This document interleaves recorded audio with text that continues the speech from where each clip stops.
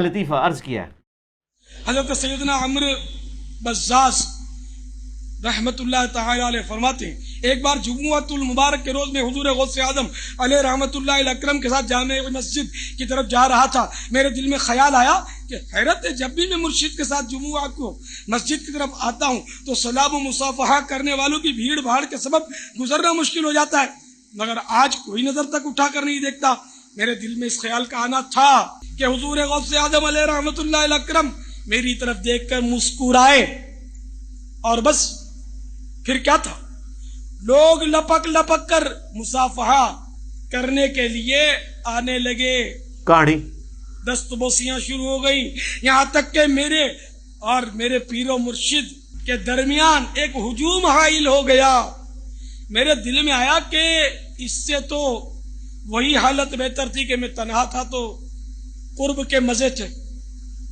دل میں یہ خیال آتے ہی آپ رحمت اللہ تعالی علیہ نے مجھ سے فرمایا، اے عمر، تم ہی تو ہجوم کے طلبگار تھے، تم جانتے نہیں کہ لوگوں کے دل میری مٹھی میں ہیں، اگر چاہوں تو اپنی طرف مائل کر لوں اور چاہوں تو دور کر دوں. آپ کو پتہ ہے یہ بڑی مشہور حدیث ہے بخاری اور مسلم دونوں میں، سیدنا اسامہ ابن زید سے متعلق. ایک جنگ کے دوران کافر سے مڑ بھیڑ کے دوران جب وہ کافر ان کی تلوار کے نیچے آیا تو اس نے کلمہ پڑھ دیا، لیکن انہوں نے پھر بھی اسے قتل کر دیا. بعد میں قلق تھا، نبی علیہ السلام کی خدمت میں حاضر ہوئے کہ یا رسول اللہ اس طرح لڑائی ہوئی، وہ میری تلوار کے نیچے آیا، کلمہ پڑھ دیا، پھر بھی میں نے اسے قتل کر دیا. تو نبی علیہ السلام فرمایا تو نے اسے کیوں قتل کیا؟ کہ یا رسول اللہ اس نے اوپر سے کلمہ پڑھا تھا، ڈر کی وجہ سے، اندروں وہ کافر تھی. ہو سکتا ہے یہ بات ٹھیک بھی ہو، ہم بھی یہی ججمنٹ کرتے ہیں، لیکن نبی علیہ السلام نے فرمایا کیا تو نے اس کا دل چیر لیا تھا؟ تو صحابہ نے تو نہیں کہا یا رسول اللہ کہ اولیاء اللہ دل کا حال جان لیتے ہیں تو ہم تو اولیاء کے امام ہیں. جی میں نے دل چیر لیا تھا. اور جو کہہ رہا تھا اس کو بھی پتا تھا میں کیا کہہ رہا ہوں، کہ کوئی نہیں دل چیر سکتا، صرف نبی کو وحی کی تائید حاصل ہوتی ہے.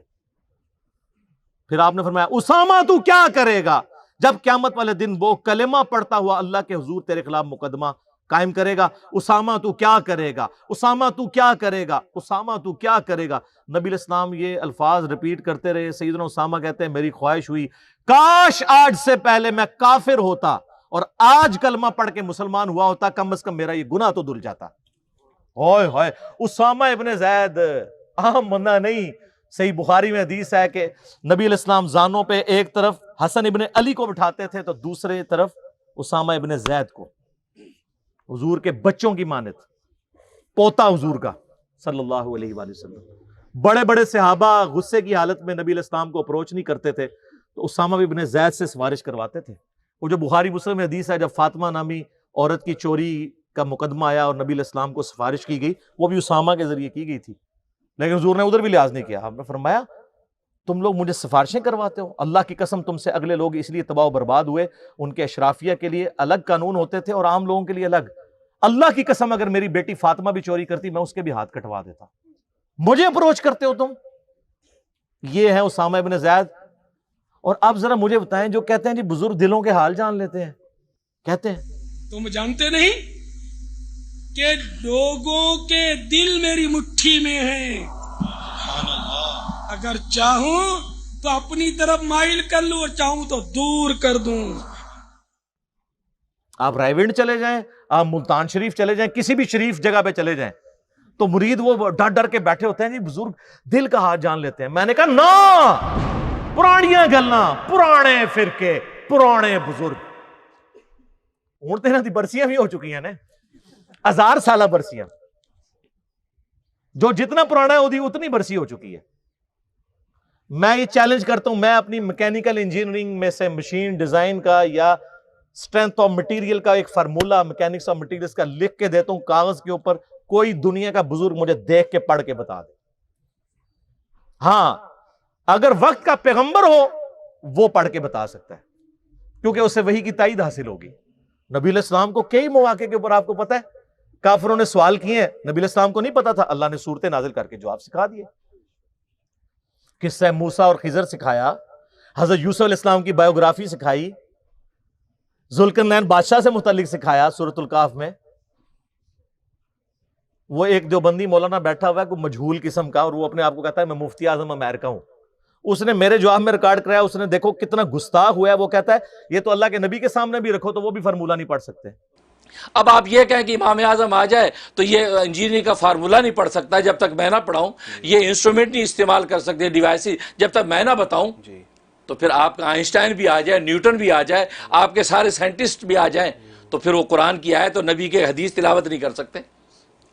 بلکہ اس سے بڑھ کے میں کہوں ان کی بے ادبی کو، اس نام نیاد انجینئر اسکالر کی بے ادبی پر میں کہوں کہ نبی بھی آ جائیں تو نبی بھی آپ کا فارمولہ نہیں پڑھ سکیں گے. تو خدا نہ خواستہ آپ نبی کی اتھینٹسٹی کو چیلنج کر رہے ہیں. آپ جس انجینئر فارمولے کی بات کر رہے ہیں نبی کے سامنے لکھ کے بتائیں، نبی پڑھ لے گا؟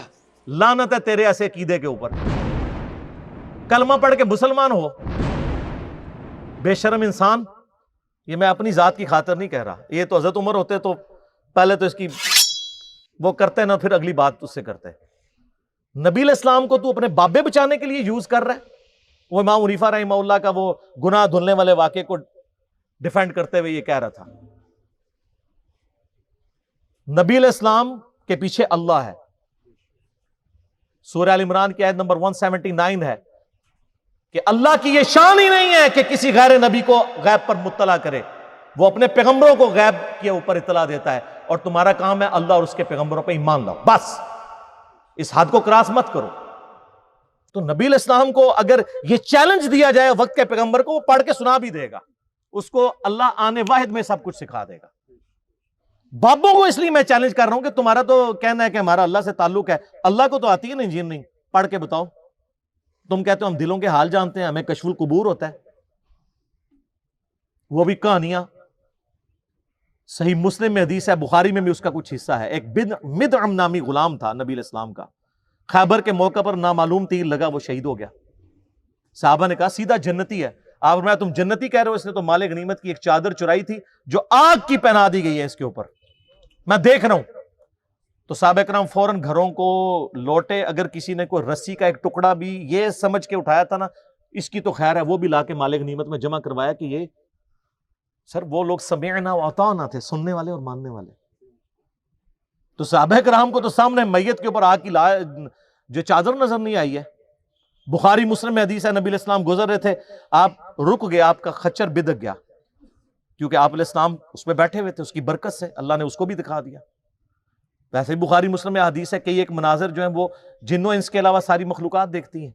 آپ فرمائیں 2 قبر والوں کو عذاب ہو رہا ہے. ایک پیشاب کے چھینٹوں سے نہیں بچتا تھا، دوسرا چغلی کھاتا تھا. پھر آپ نے ایک ٹہنی توڑ کے اس کے 2 حصے کر کے لگایا. فرمایا جب تک یہ ہری رہیں گی ان کے عذاب میں تخفیف ہوتی رہے گی، نبی علیہ السلام کی مبارک ہاتھوں کی برکت سے. تو صحابہ کرام کو تو عذاب قبر نظر نہیں آیا. کہانیاں دل کا حال جان لیتے ہیں.